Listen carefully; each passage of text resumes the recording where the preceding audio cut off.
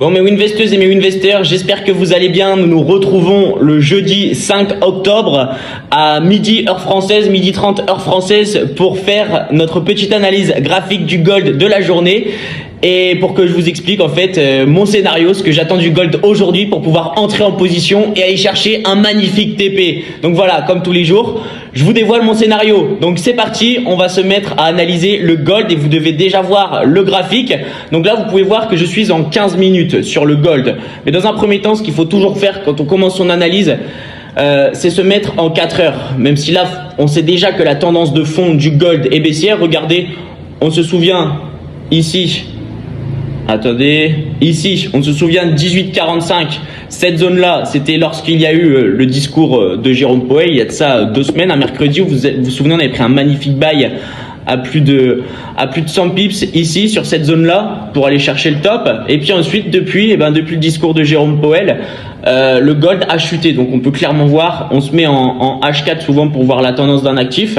Et donc on peut clairement voir que la tendance est baissière. Voilà, je vais quand même vous tracer. Bon, je vous trace un petit peu a priori, mais c'est histoire que vous puissiez voir et comprendre clairement qu'on est en tendance de fond baissière. Donc ça, c'est confirmé. Maintenant, ce qu'on va faire, c'est qu'on va revenir en 15 minutes. Moi, j'aime beaucoup analyser en 15 minutes. Alors, il faut savoir que pour faire les entrées en position sniper, c'est du M5, M1, M5, mais je conseille beaucoup plus M5 pour faire les entrées sniper. Par contre, les analyses, on commence toujours avec en 4 heures par exemple ou en daily. On commence toujours en daily ou en 4 heures et puis ensuite petit à petit on va plus bas. Si on fait du swing trading, c'est-à-dire des trades qui partent sur plusieurs jours, bien sûr on va rester sur des unités de temps assez élevées, mais nous vu qu'on fait de l'intraday, on vient en 15 minutes. 15 minutes c'est super bien. Donc maintenant on est là. Ce qu'il faut savoir, c'est que mes zones grises, en fait, c'est les sessions asiatiques. Alors moi, j'adore les mettre en perspective parce que, vous savez, je traite pas mal avec le principe AMD, c'est-à-dire accumulation durant la session asiatique, manipulation durant la session européenne et ensuite distribution durant la session US. C'est dans 90% des jours ce qui se passe sur les marchés, notamment sur le gold. Donc c'est pour ça que j'aime bien voir aussi les highs et les lows de la session asiatique. C'est super important pour ensuite voir dans quel sens le cours va aller et quelle extrémité de la session asiatique il va aller casser dans un premier temps lors de l'ouverture de la session européenne. Voilà. Donc voilà, là vous pouvez voir du coup le premier ici. Vous voyez, celui-là, c'est lundi dernier. C'est lundi en début de semaine, là. Ensuite, vous pouvez voir, le deuxième, c'est mardi. Le troisième, c'est mercredi, donc hier. Et puis le dernier, c'est jeudi. Le dernier qui est ici, du coup. C'est jeudi, c'est aujourd'hui. Donc voilà, lundi, on voit que le gold a tout simplement coulé. On se souvient tous qu'il y a eu un discours, une conférence de Jérôme Powell lundi, que la session US a été... Il y a eu zéro volatilité tout simplement puisque Jérôme Powell était en conférence et tout le monde l'écoutait, donc il n'y a eu aucun mouvement, aucune volatilité, il ne s'est rien passé. Le gold dans son état naturel a continué à couler jusqu'au 18,15 à l'ouverture de la session asiatique de mardi. Il a touché les 18,15 pour rebondir sur les 18,15 et ça reste pour l'instant son lowest point of the week, son point le plus bas de toute la semaine. Donc, qu'est-ce qu'on peut voir? Alors, dans un premier temps, ce qu'on voit comme ça quand on est face au graphique, c'est qu'on est clairement depuis mardi sur une tendance latérale. C'est-à-dire qu'il n'y a pas les bas ne sont pas de plus en plus bas, les hauts ne sont pas de plus en plus hauts. En fait, c'est ni haussier, c'est ni baissier. On est sur du latéral. Donc maintenant, il va falloir comprendre un petit peu pourquoi. Il va falloir aussi qu'on comprenne et qu'on voit ensemble pourquoi. Et tout simplement, on est sur une tendance latérale. Et pourquoi est-ce que le gold va un petit peu toucher les 1830, il revient 1820, on va tout délimiter, vous allez voir. Et puis on va aussi voir, je sais que vous êtes pas mal à m'avoir posé la question, j'en parle beaucoup, des supports institutionnels. D'ailleurs, il y a une personne qui m'a demandé ce que c'était un support industriel. Non, c'est un support institutionnel. Et puis on m'a demandé aussi un petit peu comment on pouvait voir les zones de liquidité, les zones d'imbalance. Donc en fait ça, il faut savoir que tous les traders ne traitent pas par rapport à ce concept. Moi, je traite par rapport au smart money concept. Donc, quand on voit le trading de cette façon, c'est-à-dire qu'il y a la smart money et il y a la dumb money. La dumb money, ça veut dire la monnaie entre guillemets stupide. La smart money, c'est également, ça représente les institutionnels, les grosses banques, les gros fonds d'investissement, les gestionnaires d'actifs, etc. Ceux qui ont des énormes portfolio et qui ont plusieurs milliards et qui peuvent faire bouger le cours tout simplement, qui manipulent le cours. Et puis les autres, ce sont nous. La dumb money, ce sont les traders particuliers, traders fonds propres, etc. qui ne tradons pas avec plusieurs millions, plusieurs centaines de millions, plusieurs milliards et qui ne pouvons pas à nous-mêmes manipuler le cours tout simplement. Donc en fait, ce qu'on peut voir, déjà ce qu'on va délimiter, ce sont les plus hauts et les plus bas, voilà. Parce qu'on sait très bien qu'à ce niveau-là, par exemple, le cours est venu taper plusieurs fois entre les 18-17 et les 18-16, vous voyez? Donc ici, ce qu'on va faire, boum, on sait qu'on a un support qui est très fort, qui a été touché plusieurs fois et qui n'a toujours pas été détruit. Donc voilà, je vais vous le mettre en violet ici. Ça, c'est un support qui est extrêmement fort. Il se situe entre les 18-17 et les 18-15 et on sait que à plusieurs reprises, que ça soit mardi, que ça soit mardi, mercredi, jeudi, tous les jours, eh ben, le gold est venu rebondir sur ce support, prendre de la liquidité sur ce support pour ensuite remonter vers l'avant. Voilà, il n'a pas assez de force pour casser ce support parce qu'on va voir juste après, mais il y a encore beaucoup de liquidité à prendre au-dessus. Bah oui, puisque quand il a chuté, il a oublié énormément de poches de liquidité, ce qui a créé de l'imbalance. Et donc, avant de pouvoir casser les 18-15, il va falloir, selon mon sens, qu'il remonte plus haut, chercher cette liquidité qu'il n'a pas pris, combler l'imbalance pour ensuite venir casser. Le marché n'a pas assez de force en fait. Les liquidités qui sont injectées dans le marché, les positions qui sont prises sur le marché, ça donne de la force au marché tout simplement. C'est pour ça que c'est intéressant aussi le concept d'order block, de toujours regarder, avoir un œil dessus, même s'il ne faut pas forcément s'y fier, mais c'est toujours intéressant. Donc voilà, là on sait qu'on a un strong support à 18-15 et on sait que le gold, pour l'instant, il est venu taper énormément de fois dessus sans jamais pouvoir le casser. Donc la conclusion qu'on peut se faire là, c'est que le gold n'a tout simplement, même s'il est allé toucher une fois les 18-33, une autre fois les 18-30 et une autre fois les 18-29 aujourd'hui, à chaque fois qu'il est revenu, il n'a pas été en capacité de le casser tout simplement. Donc ça veut dire que ce support est fort. Ce support n'est visiblement pas encore prêt à être cassé. Mais comme je vous le dis super souvent, plus ça tape et plus ça va finir par casser. Donc voilà. Ensuite, nous allons regarder les plus hauts tout simplement. Les plus hauts qui se situent ici. Ça a été atteint mardi. On a fait à 18,33. Pardon, je ne vais pas mettre un rectangle là. Je vais vous mettre tout simplement une droite. C'est intéressant de voir parce que là, on peut voir que c'est la bougie, que c'est vraiment la mèche de la bougie qui a atteint les 18,33. Et en fait, ce que ça nous montre, quand on regarde juste avant, attendez, je vais vous montrer, je veux juste que ça soit bien droit. Oui, je sais, je suis chiant avec ça, mais j'aime pas quand c'est pas tout à fait droit. Boum, là on a c'est pas le point le plus haut de la semaine, vu que lundi on a débuté beaucoup plus haut. Mais voilà, on a 18,33. On a le support institutionnel, il faut savoir, oui, puisque vous m'avez posé la question, sur le gold, c'est tous les $10. Les supports institutionnels, c'est des supports instaurés par, entre guillemets, les whales, ce dont je vous ai parlé, la smart money. Et en fait, sur le gold, c'est tous les $10. Donc vous voyez que plusieurs fois là, je vous en avais parlé, on avait fait une petite truc. On peut voir que ici, ça tape ici. Ici, ça revient un petit peu plus haut grâce à la mèche de la bougie. Ici, encore une fois. Et c'est parce qu'en fait, le cours a été manipulé à ce niveau-là par justement la smart money, tout simplement pour sortir tout le monde de position. Vous avez vu, mardi, c'était très piégeur. Même hier, c'était assez piégeur le cours parce qu'en fait, les institutionnels n'avaient pas la force dans le marché pour faire le gros mouvement, le mouvement qu'on appelle distribution. Du coup, ce qu'ils s'occupaient de faire, c'était de sortir tout le monde pour récupérer de la liquidité, puisqu'en fait, quand tu te fais sortir du marché, quand ton SL est touché, en fait, c'est comme si tu rachetais ta position, en fait. Tu perds ton argent, donc tu rachètes ta position et t'injectes l'argent que tu as perdu sur le marché. Donc le marché prend de la force. Donc l'objectif des whales de la smart money depuis le début de semaine, c'est d'aller sortir toutes les positions. Et c'est pour ça qu'on peut voir là, ça mèche un petit peu plus haut, 18,29. La prochaine, ça a méché un petit peu plus haut. La prochaine, encore plus haut. Et la dernière, vous voyez, elle a méché beaucoup plus haut. C'était pour sortir toutes les positions de vendeurs qui avaient été prises auparavant. Ça, c'est super important à savoir. On peut même le retrouver là. Regardez là, ici, c'était mercredi. Hier, une fois ça va là, boum, vendeur, ça donne un signal vendeur. Ah, non, boum, ça revient plus haut. Ça mèche super haut à 18,33, encore plus haut. Ça, c'est de la pure manipulation pour mècher plus haut et pour sortir tous ceux qui s'étaient mis en vente, tout simplement. Et puis, on peut faire la même chose par rapport aux acheteurs aussi. Les acheteurs se sont fait liquider beaucoup de fois. Donc, maintenant, on va voir le concept d'imbalance. Imaginez-vous, vous voyez là, imaginez-vous, le mardi, le cours baisse, le cours est ici. Le cours a fait ça. Imaginez-vous qu'il n'y ait pas toute cette partie. Je ne vais pas m'amuser à mettre les ralentis, etc. parce que sinon, ça va durer trop de temps. Donc, je vais vous dessiner des petits rectangles. Je les effacerai après. Là, le cours, ici, là, il a rebondi. Il est tombé ici. Il a rebondi.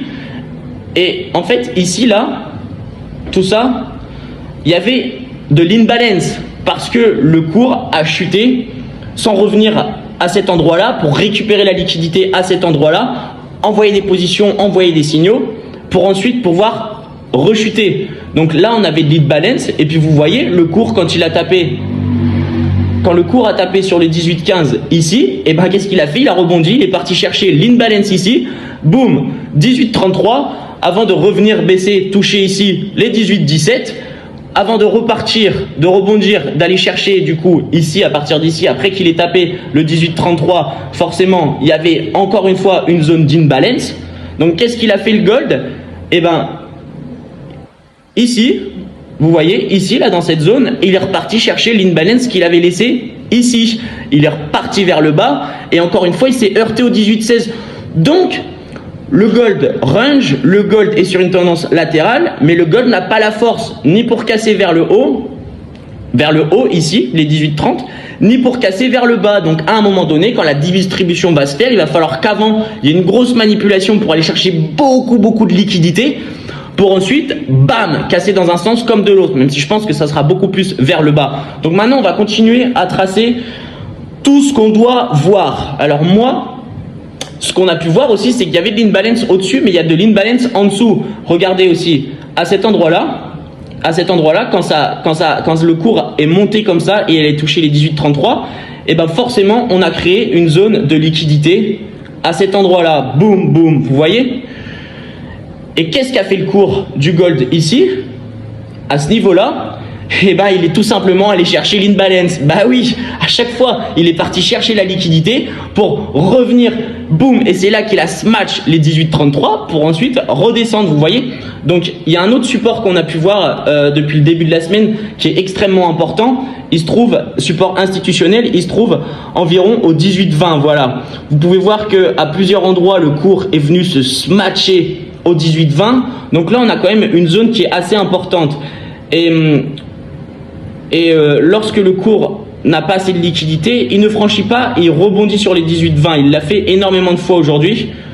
Attendez, parce que je crois que boum, il va falloir que je me mette comme ça, voilà, c'est beaucoup mieux comme ça.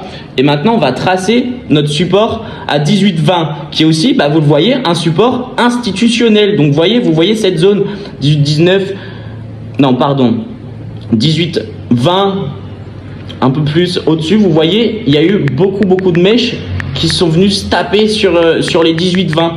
Donc, on va quand même tracer notre petite courbe ici. Vous voyez, on est presque sur le low de la session. J'aurais pu même la mettre un petit peu plus basse parce qu'on est sur le low de la session asiatique d'hier tout simplement. Donc vous voyez là le prix est venu mécher plusieurs fois et vous êtes peut-être, quand je suis en train de tracer ça, vous pouvez, par rapport à ce que je vous ai dit juste avant, remarquer qu'il y a une autre zone de liquidité à 18-20 qui a été prise ici tout simplement. Vous voyez, ici le cours est remonté ici et boum, du coup ça a créé une zone de liquidité ici, boum, c'est venu la chercher pour remonter, etc. Là pareil, c'est remonté et boum, c'est revenu la chercher à cet endroit-là. C'est comme ça que ça fonctionne. Le cours, en fait, faut comprendre quelque chose. C'est là où le pilier de la psychologie du trading est super important. Alors pas la psychologie, gérer son mindset, machin, mais la psychologie pour comprendre comment se déplace le cours, en fait. C'est pas des points d'interrogation. Le cours, il va pas d'un endroit A à un endroit B au pif. C'est pas du hasard, en fait. Faut essayer de comprendre et se mettre à la place, quand on traite, comme je traite de la smart money, et penser pourquoi est-ce que ils auraient intérêt à faire monter le cours ou à faire descendre le cours, etc. Alors, ce qu'il faut savoir, c'est que le cours a sa tendance de fond et ça, personne ne la manipule. C'est comme ça, c'est par rapport aux événements géopolitiques, aux crises, etc. Donc, le cours a sa tendance, c'est comme ça. C'est via tout ce qui se passe dans le monde, c'est la fondamentale à 2000%. Mais ensuite, derrière, ce qu'il faut comprendre, c'est là où intervient la technique et c'est pour ça qu'il faut allier les deux, c'est comment va se déplacer le cours par rapport à sa tendance.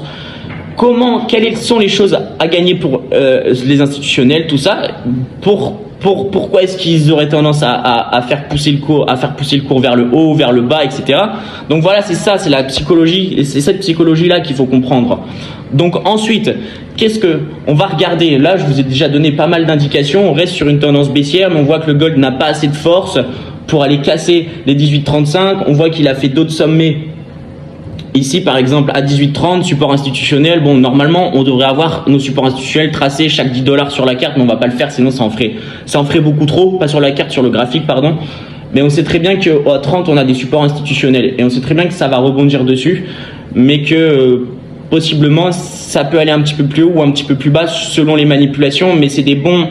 Vous allez voir que tout le temps, les supports ou les résistances seront toujours aux alentours à 10, 20...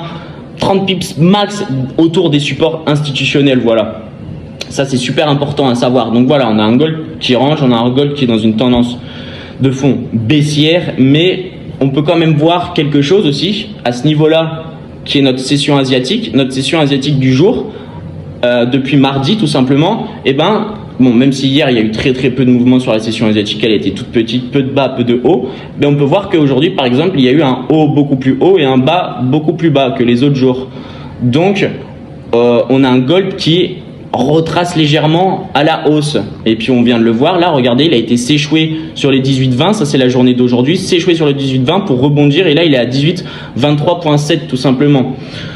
Donc quand on voit ça, qu'est-ce qu'on se dit? Maintenant, on va arriver légèrement à la conclusion. Il n'y a pas besoin de, vous voyez, de tracer plein de choses. Je pourrais mettre la moyenne mobile exponentielle, tout ça pour voir un petit peu la tendance, mais on connaît tout. Il n'y a pas besoin de mettre 25 000 indicateurs pour voir un peu où va aller le gold, ce qu'il va faire, le gold, ce qu'il va faire, où est-ce qu'il va rebondir, etc. Les points, on les a tous. Voilà, le gold range depuis mardi. Donc les points, entre guillemets, on les a tous.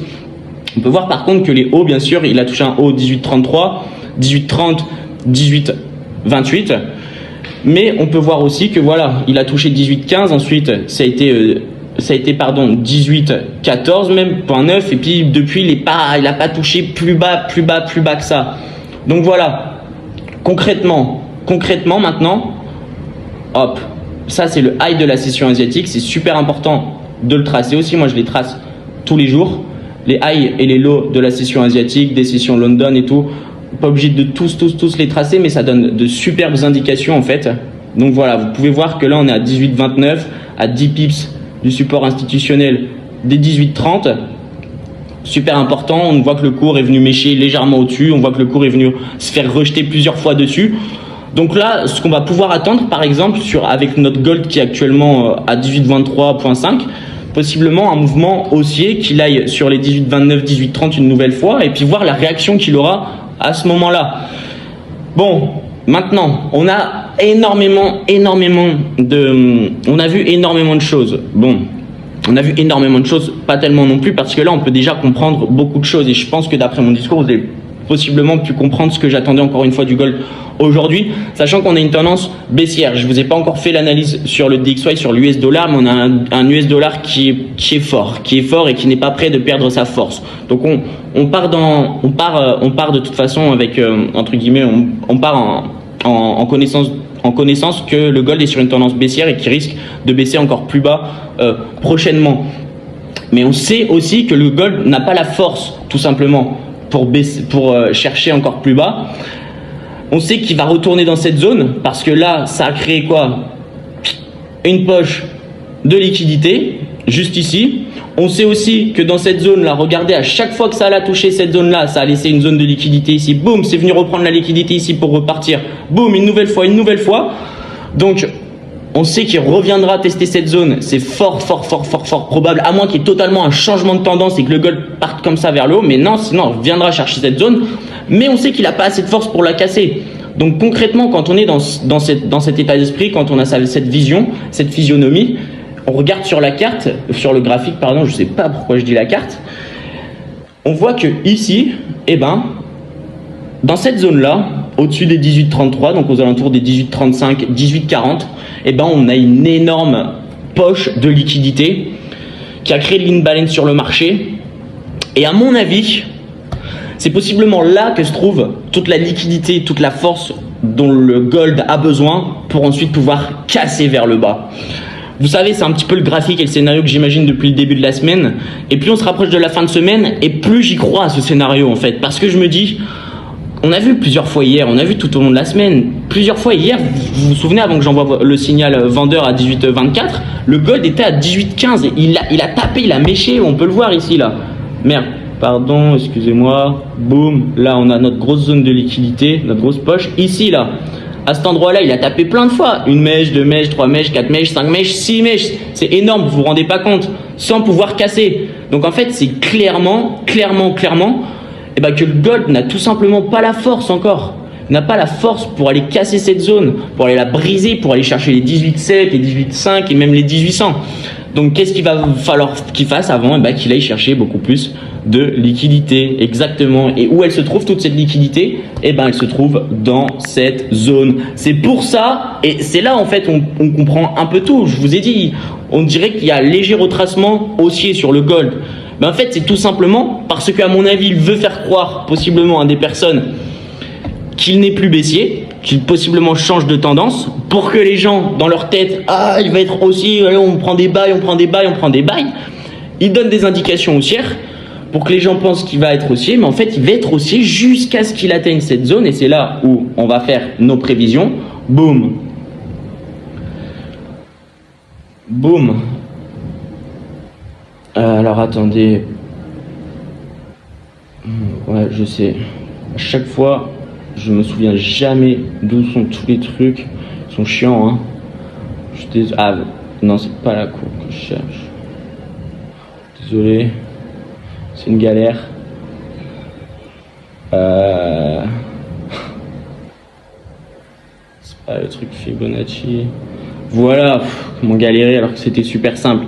C'est pour ça que tout simplement, encore une fois, on va aller, mon scénario du gold, de toute façon, il va ranger possiblement aujourd'hui, il n'ira pas encore chercher cette poche de liquidité aujourd'hui, il va aller retaper une fois là, ou il va aller retaper là, avant de faire ça, et refaire ça, machin. Mais en tout cas, moi, ce que je vois, c'est soit aujourd'hui ou soit demain, il va falloir qu'il aille taper cette poche de liquidité là, grâce à une grosse manipulation qu'on n'a pas encore vue, enfin si qu'on a vu à des moments, mais là, je vous parle vraiment d'une grosse manip. Bam! Et boum! Et là, il va venir casser. Bam! Avec une target 18,7, 18,5. De toute façon, une fois qu'il va casser, il va casser. La question, c'est de savoir si il va casser aujourd'hui ou demain. À mon avis, il va casser d'ici la fin de semaine. Ça, c'est quelque chose auquel on peut s'attendre. Et voilà. Ou alors ranger jusqu'à la fin de semaine, légère. Petit à petit aller chercher la liquidité qu'il a laissée au-dessus, puis possiblement début de semaine aller casser, même si je m'attends un peu plus à ce qu'il casse d'ici la fin de semaine là. Mais voilà. Après on sait aussi que le gold souvent il a des tendances à la semaine. Cette semaine c'est possible qu'il range, tendance latérale, et puis que ce soit la semaine prochaine qu'il se décide, boum, de casser possiblement aussi. Donc voilà, c'est exactement ça que je vais attendre aujourd'hui. Vous voyez, pas besoin, on n'a pas besoin, on reste un peu dans les mêmes scénarios que la semaine. Vous savez, toutes nos analyses qu'on a fait depuis le début de la semaine, elles nous servent encore aujourd'hui. C'est pour ça que on n'a pas besoin de mettre 25 000 choses. On a notre zone de liquidité, on sait où le gold doit aller pour prendre de la force, prendre la liquidité pour venir casser vers le bas. On reste sur le même scénario puisque la tendance du gold est baissière, et tout simplement parce que l'US dollar, personnellement parlant, d'un point de vue fondamental technique, je le vois continuer à prendre de la valeur. Donc si je le vois continuer à prendre de la valeur, je vois tout simplement le gold continuer à perdre de la valeur. Donc je vois exactement ce mouvement, parce que pour moi il a besoin de ce mouvement pour casser en dessous. Donc après, où est-ce qu'on pourra se positionner aujourd'hui? Eh ben, dans la mesure du fait où il fait le mouvement attendu, bien sûr on se positionnera à plus de 18,33. 18,35, il faudra être super attentif une fois que le gold viendra toucher cette zone, ou alors on se montrera patient si jamais on voit que le gold n'a pas la volatilité, n'a pas la force pour aller faire des plus hauts aujourd'hui, pour aller faire des plus bas aujourd'hui. Et ben tout simplement il faudra attendre un bon point d'entrée comme on l'a fait hier, se montrer patient et puis prendre au bon moment pour pouvoir aller chercher quelques pips sans s'exposer non plus trop au marché.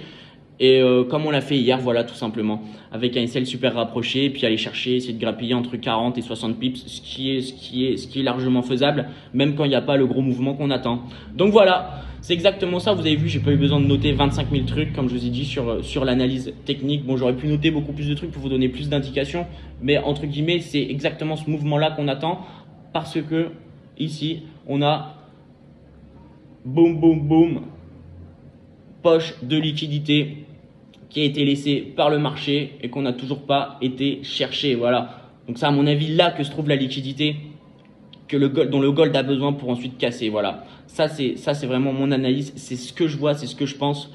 Et puis voilà, on verra si ça se réalise. Vous savez, les scénarios ne se réalisent pas toujours. En tout cas, ce dont vous pouvez être sûr, c'est que je sais me montrer patient et observateur.